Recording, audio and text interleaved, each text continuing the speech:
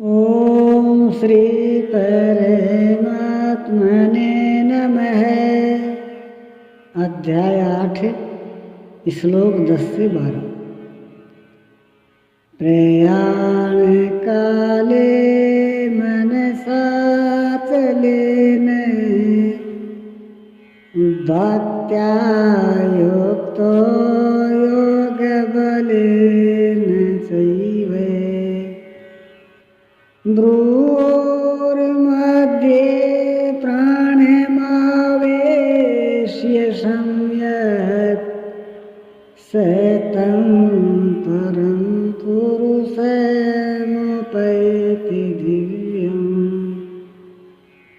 जो निरंतर उस परमात्मा का स्मरण करता है वह भक्ति युक्त पुरुष प्रयाण काले मन के विलीन अवस्था काल में योग बल से अर्थात उसी नियत कर्म के आचरण द्वारा भ्रीकुटी के मध्य में प्राणों को भली प्रकार स्थापित करके अर्थात प्राण अपान को भली प्रकार सम करके न अंदर से उद्वेग पैदा हो न बाह्य संकल्प कोई लेने वाला हो, सत रज तम भली प्रकार शांत हो, सुरत इष्ट में ही स्थित हो। उस काल में वह अचल मन अर्थात स्थिर बुद्धि वाला पुरुष उस दिव्य पुरुष परमात्मा को प्राप्त होता है। सतत स्मरणीय है कि उसी एक परमात्मा की प्राप्ति का विधान योग है। उसके लिए नियत क्रिया का आचरण ही योग क्रिया है, जिसका सविस्तार वर्णन योगेश्वर ने चौथे छठे अध्याय में किया है। अभी उन्होंने कहा निरंतर मेरा ही स्मरण कर कैसे करें, तो इसी योग धारणा में स्थिर रहते ही करना है। ऐसा करने वाला दिव्य पुरुष को ही प्राप्त होता है जो कभी विस्मृत नहीं होता। यहाँ इस प्रश्न का समाधान हुआ कि आप प्रयाण काल में किस प्रकार जानने में आते हैं। पाने योग पद का चित्रण देखें जो गीता में स्थान स्थान पर आया है। यदाक्षरं वेदविदो वदन्ति वेसन्ति यद्येतयो वीतरागः यदिच्छन्तो ब्रह्मचर्यं चरन्ति तत्ते पदं संग्रहेण प्रवक्ष्ये।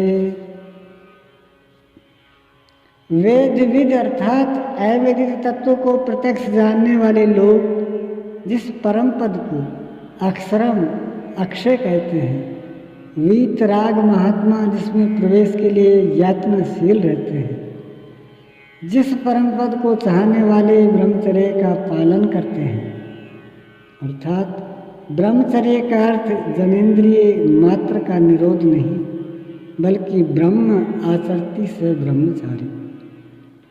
बाह्य स्पर्शों को मन से त्याग कर ब्रह्म का निरंतर चिंतन स्मरण ही ब्रह्मचर्य है। जो ब्रह्म का दर्शन करा उसी में स्थान दिला शांत हो जाता है। इसी आचरण से इंद्रिय संयम ही नहीं बल्कि सकलेंद्रिय संयम स्वतः हो जाता है। इस प्रकार जो ब्रह्मचर्य का आचरण करते हैं, जो हृदय देश में संग्रह करने योग्य है, धारण करने योग्य है, उस पद को मैं तेरे लिए कहूँगा।